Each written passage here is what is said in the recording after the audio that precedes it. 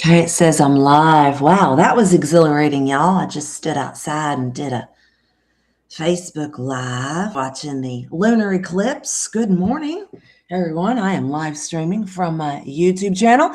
Holly King, that's my name. I'm sticking to it. So, anyway, kitchen table therapy this morning. And so, disclaimer here, you YouTube viewers, I am not a clinical psychologist, I am a massage therapist. So, when I title these videos kitchen table therapy, it's just a term. So, nothing I say here is meant to be medical advice. So, please do not take this as so. But I just come out here and do live videos on YouTube and Facebook and anywhere else I can get a great audience and just talk about stuff, right? So I am a licensed massage therapist in the state of Kentucky and Indiana. I am a Karuna Reiki master. Also, I'm a yoga teacher. I have a 200-hour teacher training. I dabble in astrology. I'm probably what you would say an intermediate. I am a Wiccan practitioner, so I do have a mastery in Wicca. Don't let that scare you guys because I did grow up a Christian. So anyway, and I still love Jesus Christ. He is so dear to my heart. Y'all can't take that away. But anyway, so I'm here today to talk about stuff. And so live videos can be intimidating. And when you are any type of therapist, massage therapist, clinical therapist, you deal with people from the mind, body, emotional, spirit, right? You're dealing with their body, you're dealing with their stress, their anxiety. You talk to people about their issues, right? Well, we as massage therapists, I feel as if we have just as much right to call ourselves therapists because, well, that's what my state license says. I am a massage therapist. And so in our world, I feel as if when you tout yourself as a massage therapist, people think of like going on a beach, going on a cruise, getting a massage. No big deal. You just feel all good when you're done and you go back to your life and you're still dealing with stressors and anxieties that you maybe didn't have when you were on the table with that massage therapist, right?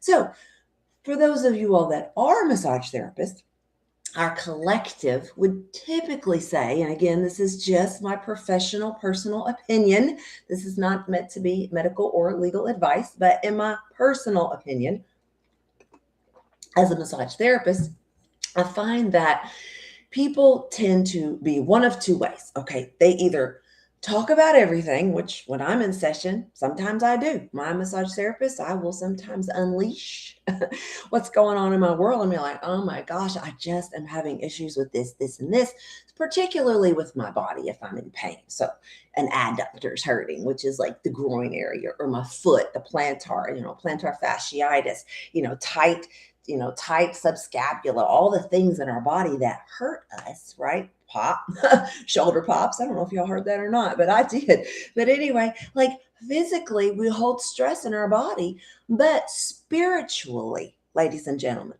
spiritually. Oh, and I failed to mention I am a spiritual life coach, by the way. So I got a lot of hats, y'all. I'm just not wearing one now. But spiritually, ladies and gentlemen, being a massage therapist is a very special career path. And so in my expertise and in my experience, I found that people either really like to talk or they don't. And so, preference to the massage therapist is that really you don't talk, but I'm a social butterfly, y'all. If y'all ain't figured that out, I am what is called introvert, extrovert. I kind of live on both ends of the spectrum. So I can show up in life. I can talk about intelligent, mind, body, spiritual subjects with people, be a good listener. That's what makes me a decent coach. I wouldn't say I'm a wonderful coach because I'm still doing my own shadow work, right? And so, but being a massage therapist, you find that people tend to talk about what's bothering them, whether physically, mentally, emotionally, or spiritually. So, as a massage therapist, it makes sense that you continue to do your credentialing, your continuing education on different areas of the mind, body, emotional path of a human being. We are all made up of spiritual life force energy. And so when I titled this video, Kitchen Table Therapy, yesterday I spoke about it being like a 101, right? What is it that we would do well to tap into when it comes to understanding therapy is cool, whether it's massage therapy or clinical therapy? Being a therapist is an honor.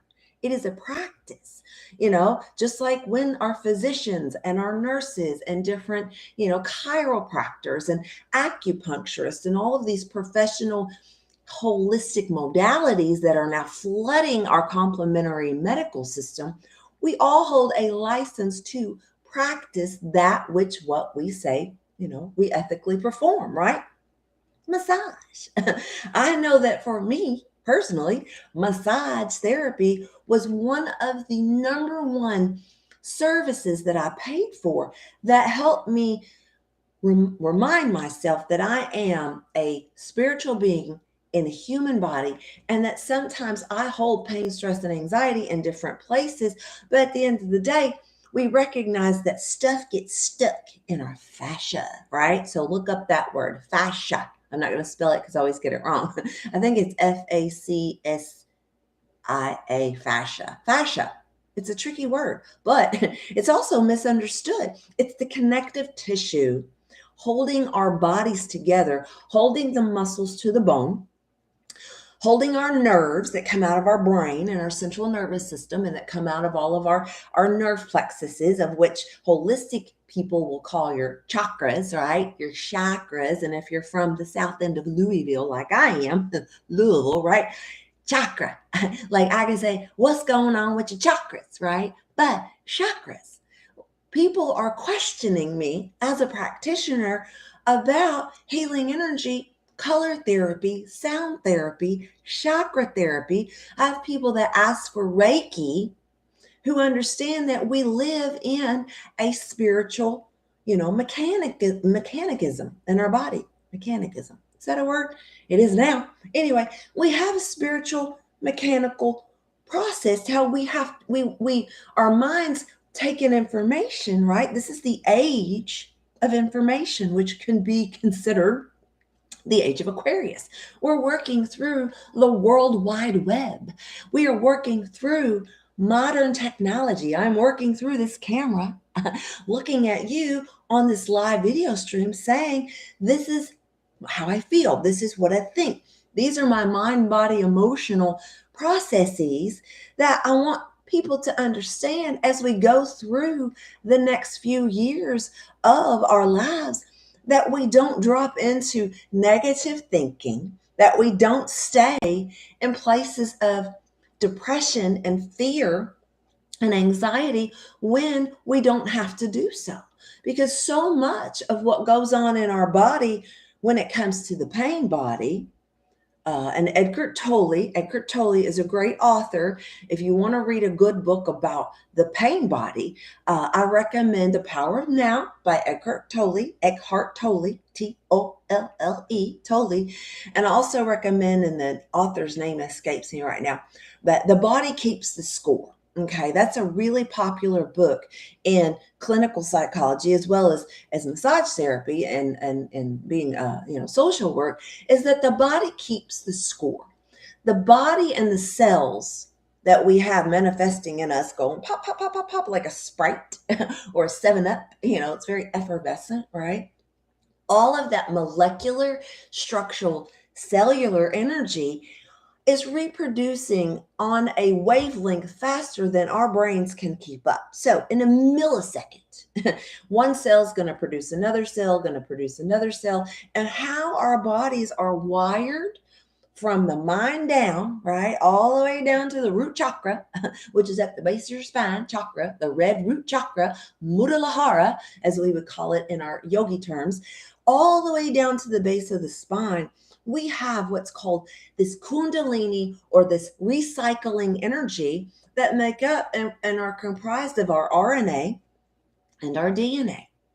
And people like me who have to, forgive the term, dumb things down a little bit, sometimes I have to go, okay, how do I correlate what RNA strands are and what DNA strands are when I'm just nothing more than a little massage therapist, right?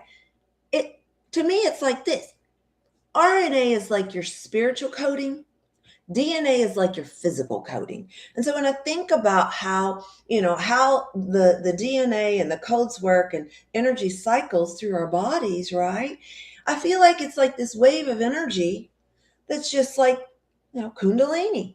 It's a spiral, right? Our energy rises up, our energy comes down. So when you work from that mind body spiritual pathway, as a spiritual life coach and as a practitioner of what I would consider healing arts, okay, it's very similar to me to when you say, as a Christian or as a non-Christian, spirit is speaking to me. Okay, so what spirit is speaking to you? Is it a spirit of death, fear, stress, depression, anxiety? Or does a spirit of happiness, joy, peace, serenity? Sometimes it's the spirit of long suffering. It says, hey, Holly, hey, Holly King, you got to go through this thing in order to get to the next place. So I believe as a holistic practitioner that we do have many paths before us, many choices to make, including what kind of coffee that you put in your mug, right? Pardon me for a moment. These are live videos, y'all. And I do put substance in my body, caffeine for one. So I enjoy coffee. Also know that coffee is super freaking expensive right now. So budgeting. The moon just had an eclipse, y'all, a lunar eclipse in the sign of Taurus. Okay, so Taurus energy is the bull. It's the second sign of the zodiac. Taurus energy is about taking the consciousness that you have in your physical body, right? This is kitchen table therapy, y'all.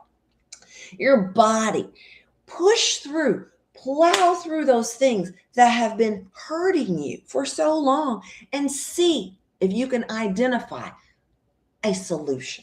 Okay. So right now, our economy is super scary, for a lack of better words, to some. But to me, as a holistic practitioner, I know that if I work with this Taurian energy, it is about earth-based energy. Okay, so again, down to the root, our primordial need to survive. What is it that Maslow's law says is our primordial need to survive? Well, shelter, food, basic living needs, money. Okay, so let's say those four key components of life force energy are something that you struggle with. For me, because I'm a classic Scorpio, sometimes I will make money, but then I'll overspend in areas that I should be alternatively saving in, right? And so over the course of time, you sit down and you look at your checkbook or you look at your budget as a small business or as a corporation for the next 6 months, 12 months, and you go, oh my gosh, like there's money coming in, there's money going out, just like our RNA and our DNA, we're recycling that energy, right? And so money becomes an object. But I have found for people who live in fear, stress, and anxiety, in that fear-based energy of those lower vibrations, right? We worry about not having enough. And so fear creeps in. You start holding on to things that you should otherwise be letting go of right now. So again, just a little FYI, we're in a full moon right now. We are fully manifesting everything that we have set forth to do the last 28 to 30 days of our moon cycle, ladies and gentlemen. Now things are coming to a climax. We have a full lunar eclipse outside right now. Okay, so I bet if I walk back outside on my balcony, I'm going to look and I'll see the other side of that moon, of Mother Luna, right?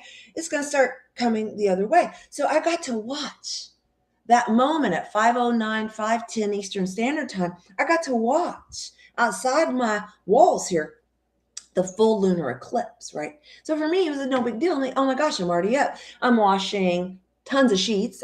I've been up since 2:30 a.m. this morning, starting my day, starting my home, being that proverbial Proverbs 31 woman that says she gets up early to provide for her family. She lights the candles, she lights the oil, she starts the washing machine with her linens so that her clients have fresh, clean, sanitary linens to lay on each and every morning when they come, or evening for their massage therapy.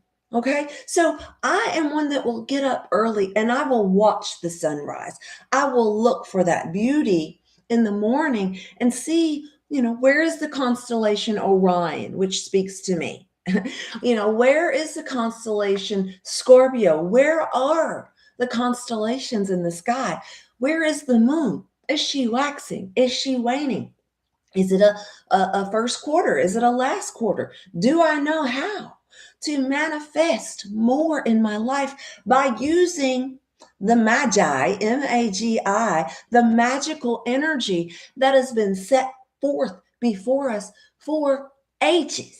Okay. And so for someone who grew up in traditional, mainstream Christianity, I was taught to call in the name of Jesus when I have a need. Call in the name of Jesus when I have something pressing me. Call in the name of Jesus when I want something, when I want someone to have healing energy.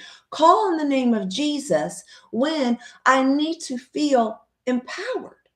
I still do that. I've never thrown the baby out with the bathwater as a practitioner.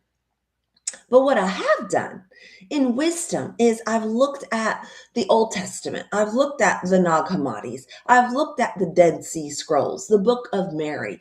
I've looked at the Book of Thomas. If y'all will remember in the New Testament, Thomas was one of the apostles that came to Jesus after his ascension. Okay, so in Christianity, the I think it was the Romans, have to be careful here, who hung Jesus on a cross and said, kill him.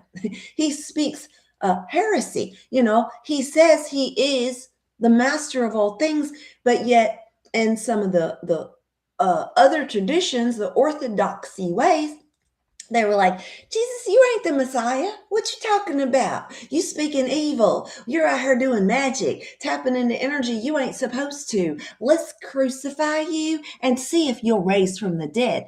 And in theory, or theoretical terminology, theology, he did. So the story goes, Jesus said, let me prove to you how magical my human body is. And so the traditional Easter story, okay, Americanized Eastern story says, or Easter story says, Eastern. Anyway, squirrel.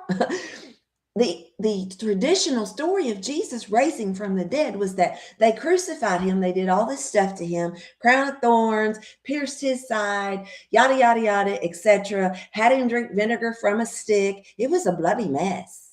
When I look at Jesus hanging on the cross, and I go into certain sanctuaries and they have, Jesus hanging on the cross, dying. It's a visual reminder to me that, maybe, just maybe, things are not as they seem when we're talking about stuff behind the veil, right? So 3 days later, Jesus rolls the stone away in tradition. Mary Magdalene and his mother Mary, so the women, bawling their eyes out saying, why? Why has society murdered my beloved? Okay, so we had Jesus, his mama Mary, right? Queen Mary. And then we had Jesus's beloved Mary Magdalene, who is tagged as a prostitute or a woman of ill repute or a woman who was unmarried, whatever. There's many stories of Mary and who was Mary and Mary and Mary, the three Marys, which is the fleur de lis, by the way, just FYI symbolism. But anyway, going back to Thomas, Thomas was one of the first apostles that came back to the path of Jesus and said, you're a ghost. Whoa, whoa, whoa, whoa, whoa. What's going on here? And Jesus said, hey, Thomas, stick your finger in the hole that they pierced my side in. Put your finger in the hole. Tell me I'm not real. Now, in tradition, that was Jesus's apparition that said, I'm about to go up into the heavenlies, y'all, and I'm here as a spirit. Walking through the veil, right? Walking through the two worlds, saying for the next, I think it was like 500 days, Jesus was spotted all throughout the East, walking around showing people, hey, guess what? I didn't die. I rose again. Now, was that an apparition? Was Mary and Mary and Thomas, were they mediums?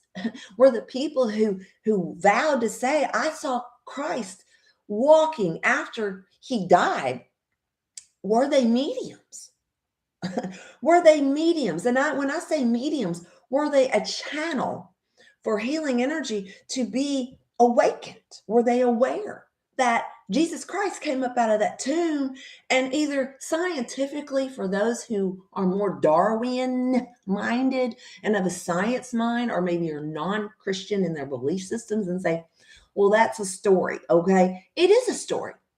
There's no doubt. It is a story in the Bible to where Christ rose again. As a holistic practitioner, I have different views and different concepts. Okay. It doesn't make me double-minded. It makes me like inquisitive, which is a classic Scorpio. I'm inquisitive to ask, did Jesus actually rise from the dead?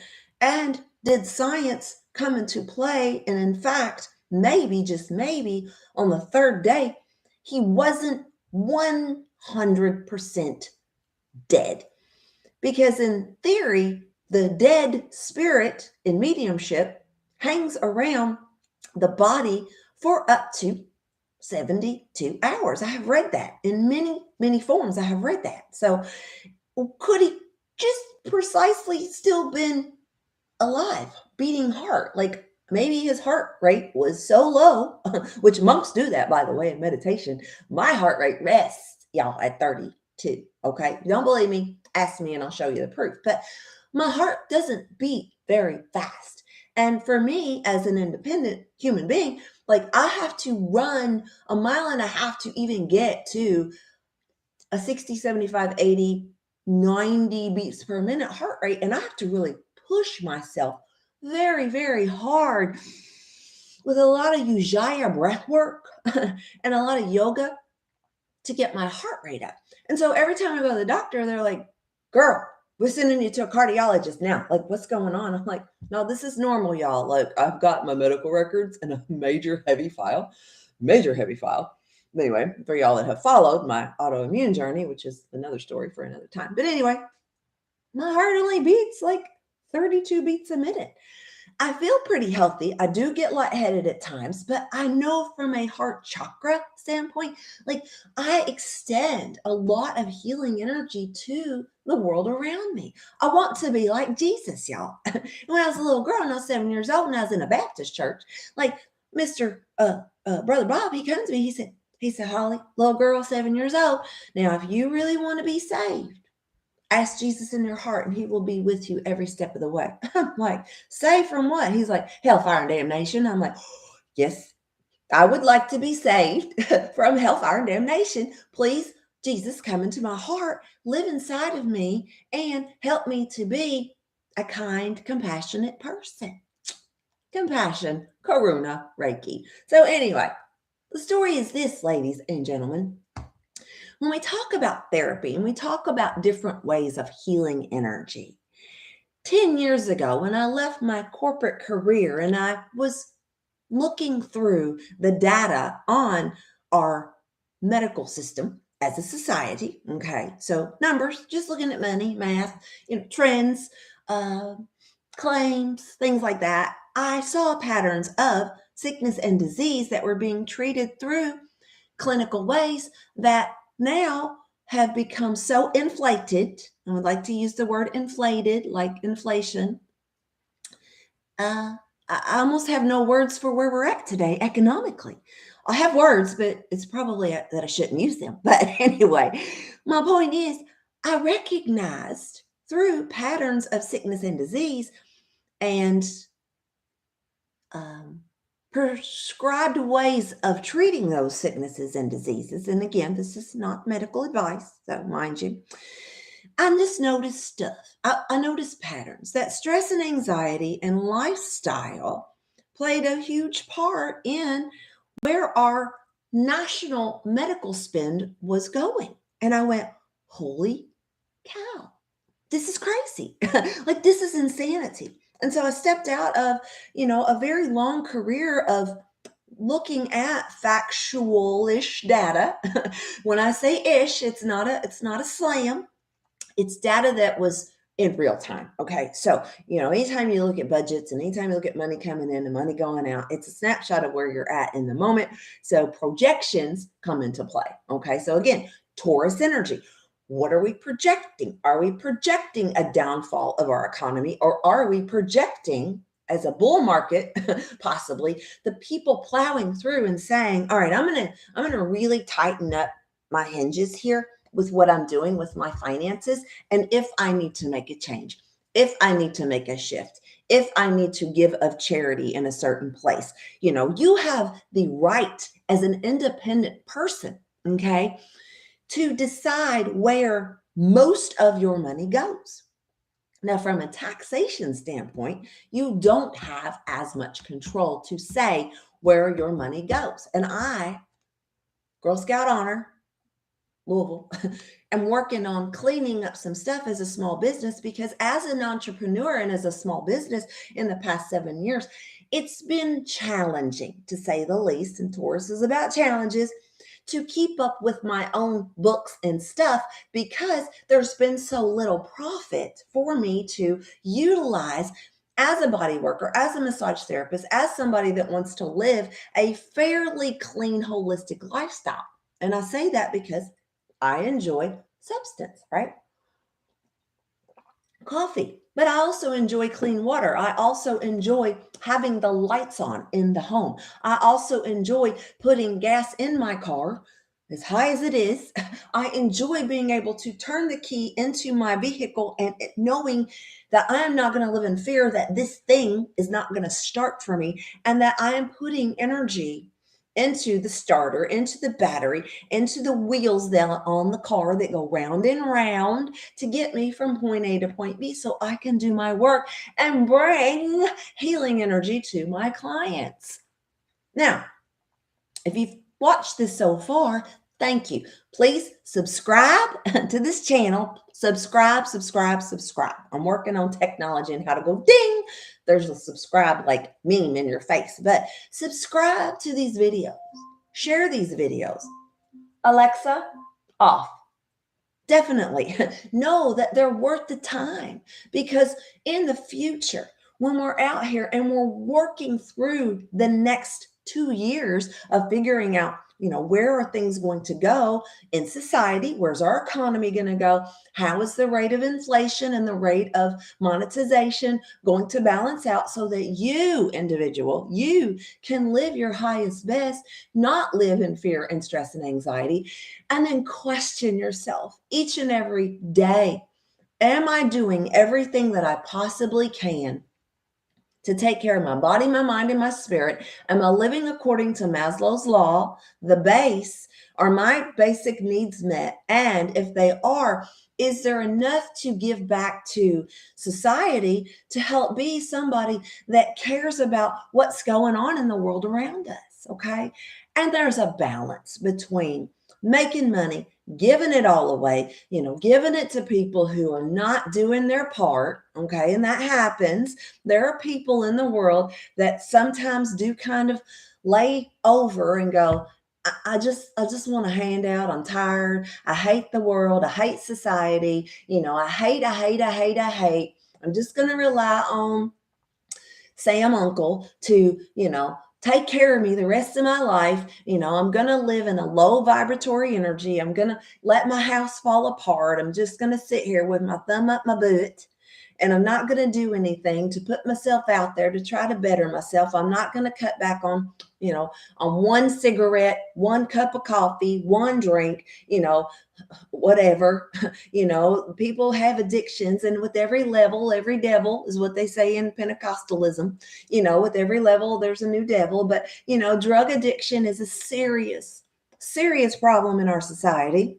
And for those of us that do Reiki, and energy work and live in our human flesh, we're not perfect. Okay. Let me just throw that out there to you. If you think that you are perfect when you do your energy work with another human being, you have just put yourself out of the box when it comes to holistic healing. Okay. Because when you think as a healer, you are better than another healer or someone that calls themselves a healer, a holistic practitioner, a nurse, a doctor, an acupuncturist, a massage therapist, a yoga teacher. When you start to put yourself above another practitioner and how they run their business and their practice, well, you've just knocked yourself down a notch when it comes to humility, which is probably the number one gift of being a healer, is being humble. So I'm going to deviate and read the goddess of the day today. Then I'm going to jump off here and I'm going to go vote, y'all. So anyway, started my day early for a reason. Okay. It is November the 8th, voting day, y'all. I got to get to this page. And I love reading the goddess of the day. I read this yesterday. So again, subscribe, click like, share this video. This is where I'm going to put live content, and you can stream with me by clicking the notification buttons. Okay, so Goddess for Every Day by Julie Lower. Been reading this book for me. This is my blog, my practice, my. And this is for me, y'all. This is my meditative moment. So November the 8th, as mentioned, the moon is in Taurus. We have a lunar eclipse right now. Election day general. This is called the morning, MOURNING moon. And it says 6:02 a.m. was the total eclipse for Eastern Standard Time. The almanac that I'm reading from here, which is the Witch's Almanac 2022. Alexa, no one asked you. Anyway. I thought I heard my name. She didn't hear her name. I love technology, y'all. It's fun. Lunar eclipse actually hit on my phone when I was standing outside at 5:10 Eastern Standard Time, a.m. Okay, so anyway, deviation. So the color of the day today is red. So again, I'll show you my references, where I get my information. And I do have my 2023 almanac ready. So anyway, don't let the W scare you, people, please. November 8th, the goddess of the day is Kadru. Kadru, Kadru. Her name means stealth. I love that word, stealth. It's just sexy, stealth. Kadru is the mother of Nagas, 1,000 beautiful serpent beings from Hindu mythology. The most famous of which their king is called Sesha, the cosmic serpent whose coils turned in the mill of life. Now, yesterday, if y'all remember, we talked about Lilith. She was the goddess of the day yesterday. And so there was a reference made to snake or serpent energy in yesterday's goddess of the day. So just FYI, this book is comprised of goddesses that fit in the current constellation of the sun, in this case, Scorpio. Okay, so Scorpio energy, y'all, just a little side note, Scorpio energy is classically known as healer energy. Okay, so this tattoo, very personal, y'all. This tattoo, y'all know that's the medical sign. Okay. So anyway, you see how that snake energy is wrapping around that medical sign? Do y'all see the correlation here to, again, medicinal things? I am not a doctor, y'all. I am not a doctor. So Jim, if you're watching, beam me up, Scotty. I am not a doctor. I'm just saying the correlations of history don't lie, y'all. Okay. So back to the tales of the snake. Okay, so don't be afraid. Oh, and somebody asked me yesterday, because I said something about being Pentecostal, and they were like, do you play with snakes? And I'm like, cute. No, not physically, but I do understand snake energy shamanically. So no, I do not play with snakes. Anyway, when the gods churned the cosmic ocean, so they were the mill of life, Sesha, the cosmic serpent who coils turns the mill of life. When the gods churned the cosmic ocean, they used the coils of Sesha like a rope. Kadru's myth tells of a wager she made with her sister and how she cheated to win. Much was at stake, but the truth won out. The story teaches a moral lesson about the inevitable outcome of dishonesty and concealment. Ooh, this is big energy, y'all. Humble. Kadra and her children are related to the serpent god Mehen of Egypt, Mehen, Mehen, who undulates across the sky with the sun god Ra, Ra, each day and takes him to the underworld at night. She is also connected to the Hindu serpent Kundalini, the goddess of enlightenment who lies coiled at the base of the spine until we are awakened with her and set our feet onto the path of wisdom. Snake energy means wisdom, y'all. Wisdom. Did I not say Proverbs 31, woman? The contemplation today, ladies and gentlemen, is this. Winning at any cost carries a high price. So I always play fair and act openly. Well, it goes to show you, y'all, that the Scorpio is highly misunderstood energy, but we love to play in the big picture of things. And as a humanitarian, it is my dharma, my desire, my role in life to just bring forth the knowledge and information that I have gleaned over the course of the last 50 years, because I'm 50 years old, y'all. I'm 50 years old. And bring that information to you through social media and the World Wide Web. Because there was a day when I noticed the devices were going to become larger than life in our world. And I was actually in a state of trance, for lack of better words, inside the Pentecostal church. It's about 2008, y'all. And the first version of the iPhone came out. And it was like, oh my goodness. The symbol of the iPhone is the apple with the bite out of it. And immediately I was like, and I started crying, y'all. There's validation on this too, but I don't think he'll validate me. But anyway, I started crying. I was like, this is horrible. Now I got scared, right? I got really scared because I knew down deep in my soles, in the sinew and the fascia of my body, that technology was going to take over much of how we work in the world. And so y'all have probably heard of the term, the mark of the bee. Okay. So are you afraid that at some point in your journey, you're going to have to be implanted with a ship? Not a SHIP, a CHIP. I don't know the answer to that in my lifetime, but I do know that if we look at our elites, Mr. Musk and Mr. Gates and all the other amazing minds of the world that control a lot of our modern technology, they're working on that. It's called the Neuralink. Okay, check it out. It's one of the top subscribed videos in the YouTube world is, those particular conspiracy theories that have been put out there. Can I say that on here? Maybe. People get afraid and we drop into that lower vibration of energy and we start to hoard things like toilet paper and other stuff. So mind you that as we go through the next 10 years of our world, ladies and gentlemen, all I'm asking of you is to not live in fear, stress, and anxiety to the best of your ability. Because if we will acknowledge that, we can do great things with technology. We really can. We have been asked to utilize money and energy through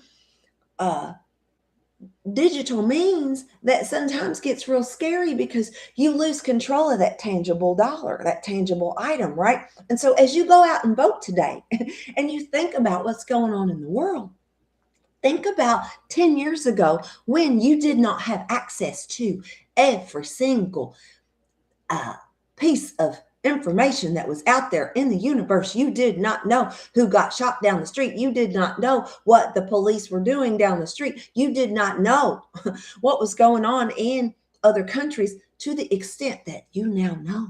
So what can you do with that information? You can send out healing, love, and light and energy to everyone around you, including your children, including those that are running countries. So that's it. I love you all so much. Share this video, subscribe, red button.